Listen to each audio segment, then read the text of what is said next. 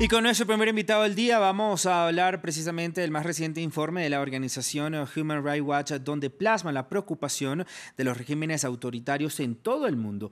Para el análisis saludamos en este momento a Juan Papier, el subdirector en funciones para las Américas de Human Rights Watch. Juan, gracias por estar con nosotros en Directo América de Francia 24 y comencemos hablando entonces de nuestra región de América Latina y el Caribe. Le pregunto cuáles son los casos más preocupantes en esta región en términos de retroceso de los derechos humanos. Muchas gracias a ti por la invitación. Mira, América Latina está en un momento muy difícil para la democracia y los derechos humanos. Tenemos, por supuesto, tres dictaduras que nos preocupan enormemente: Cuba, Venezuela y Nicaragua. Pero también tenemos gobiernos que han sido elegidos democráticamente y que se dedican a destruir las instituciones democráticas. Es el caso, por ejemplo, del gobierno de Nayib Bukele en El Salvador, de Alejandro Yamatei en Guatemala, de Andrés Manuel López Obrador en México. Y lo que ocurre, y el punto central que nosotros queremos hacer con este informe este año, es que es necesario que los gobiernos democráticos empiecen a tomar medidas efectivas para responder a las grandes preocupaciones que tiene la ciudadanía: la inseguridad, la corrupción, la pobreza. Si se responde a estos problemas, entonces no va a haber motivos para que la ciudadanía elija gobernantes populistas que proponen respuestas que pueden sonar sencillas, pero que resultan generalmente en violaciones de derechos humanos. Una pregunta a lo mejor complicada de resolver, ¿no? ¿Y cómo hacer para fortalecer todo el sistema institucional, sobre todo en la región de América Latina y el Caribe, para que este tipo de cosas no pasen y evidentemente la ciudadanía y la población esté blindada con unas instituciones fuertes y alejadas a la corrupción que tanto aqueja a nuestra región? Necesitamos en la región recuperar los consensos que existían sobre la importancia, por ejemplo, de la independencia judicial. Es un valor central de la democracia que está cada vez más atacado por distintos gobiernos de la región. Pero además necesitamos, como te decía, que los gobiernos empiecen a dar resultados.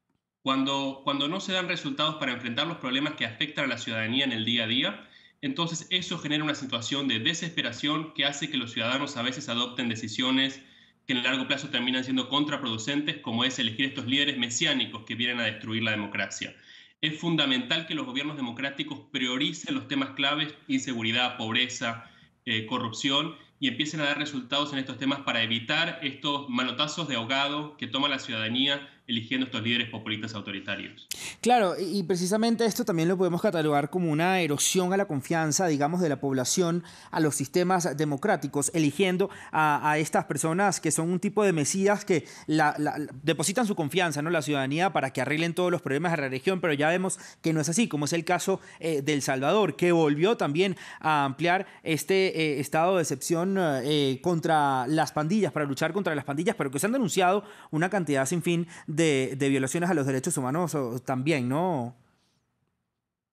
En El Salvador lo que estamos viendo es, por supuesto, el hartazgo de la ciudadanía por los gravísimos abusos brutales que cometen las pandillas, que llevó a la elección de este líder populista autoritario como es Nayib Bukele. Y la política que adoptó el gobierno de Bukele ha sido suspender los derechos fundamentales de los salvadoreños. Ya desde el mes de marzo están suspendidos varios derechos fundamentales y se han cometido, como parte de lo que el gobierno llama una guerra contra las pandillas, violaciones generalizadas de derechos humanos. Estamos hablando de detenciones arbitrarias de personas que no tienen nada que ver con las pandillas: niños, personas con discapacidad, conductores de Uber. Cualquier persona puede ser detenida en El Salvador, y algunos se han enfrentado a desapariciones forzadas, casos de torturas y un proceso judicial verdaderamente kafkiano que hace imposible que estas personas puedan defenderse y probar su inocencia.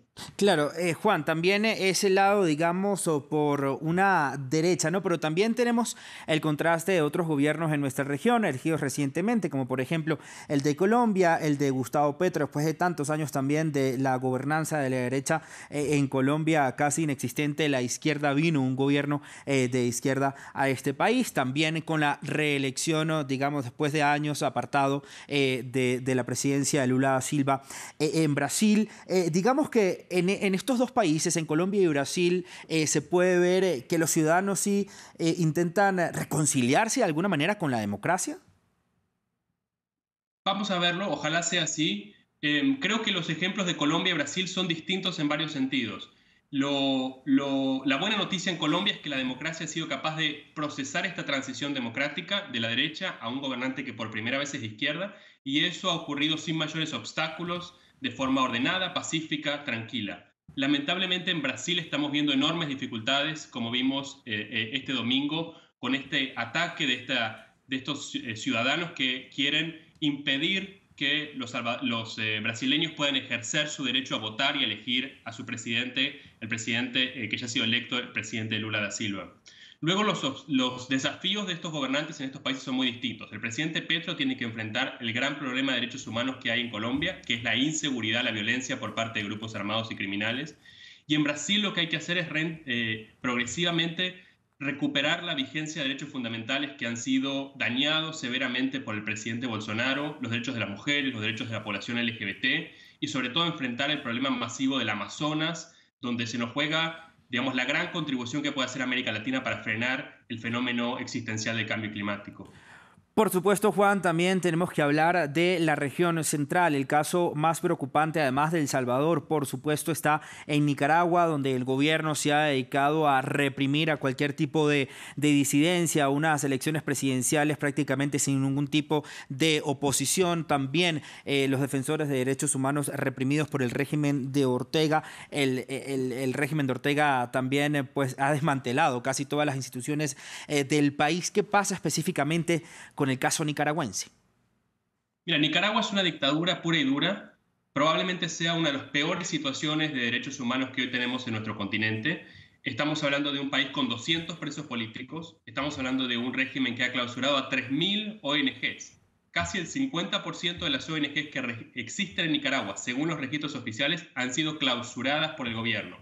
Es decir, un país donde no hay ninguna posibilidad de criticar libremente al gobierno, donde cualquiera que lo hace puede ser detenido, puede ser sometido a todo tipo de abusos. Estamos siendo un país que poco a poco se va convirtiendo virtualmente en la Corea del Norte de nuestro continente. Eso tiene que ser de enorme preocupación para los gobiernos democráticos de la región, que deberían trabajar de forma conjunta para forzar una transición democrática en Nicaragua. Juan, ¿Nicaragua ha superado a Venezuela en términos de violaciones a los derechos humanos?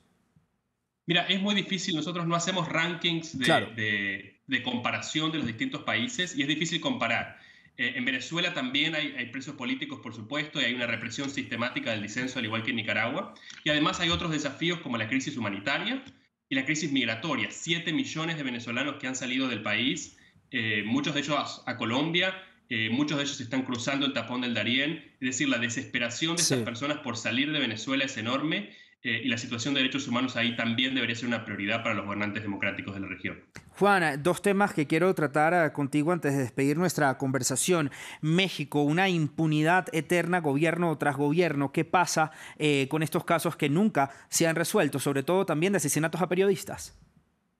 México tiene un problema de violencia muy preocupante, que es resultado en parte de políticas fracasadas en materia de seguridad, de una guerra contra las drogas, de una estrategia de militarización.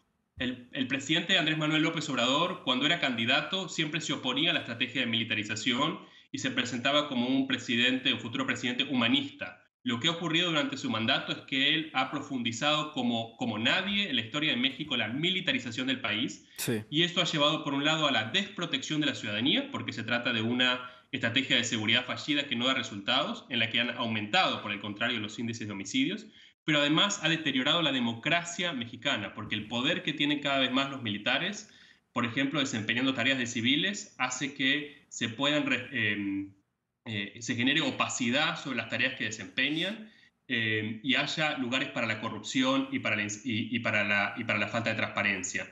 Claro. Todo esto en un contexto de un sistema de justicia que no funciona, que no da resultados para investigar los delitos y para lograr justicia para las víctimas de estos gravísimos abusos. Juan, terminemos en Asia. Vamos a tratar si podemos resumir 4 países en una sola respuesta.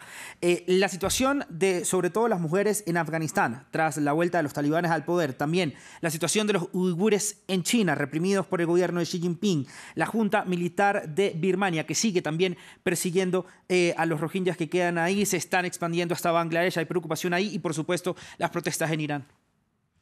Mira, son todas situaciones de la mayor preocupación para Human Rights Watch. Irán, como tú dices, con incluso las ejecuciones de personas, la pena de muerte que se está empleando, la dictadura en Myanmar o Burma, que ha cometido violaciones sistemáticas de derechos humanos, crímenes de lesa humanidad, y en Afganistán con los abusos sistemáticos generalizados que impiden que las mujeres, que las niñas puedan tener una vida y desarrollarse como personas y ejercer, por ejemplo, su derecho esencial básico a la educación. Creo que el, la atención internacional sobre estos países y otros, por ejemplo Eritrea, debería ser mucho mayor y debería haber mucha más acción por parte de la comunidad internacional. Y la comunidad internacional puede hacer más. Y la mayor evidencia de eso es la guerra en Ucrania. La guerra en Ucrania, donde se cometen crímenes de guerra horrorosos, ha generado respuestas ejemplares de la comunidad internacional, con investigaciones en el Consejo de Derechos Humanos, investigaciones en la Corte Penal Internacional, solidaridad para que los ucranianos puedan llegar a Sí. Europa y recuperar sus vidas. Ese es el tipo de respuesta que debería ser un modelo para responder a estas crisis de derechos humanos que tú mencionas en otros países del mundo.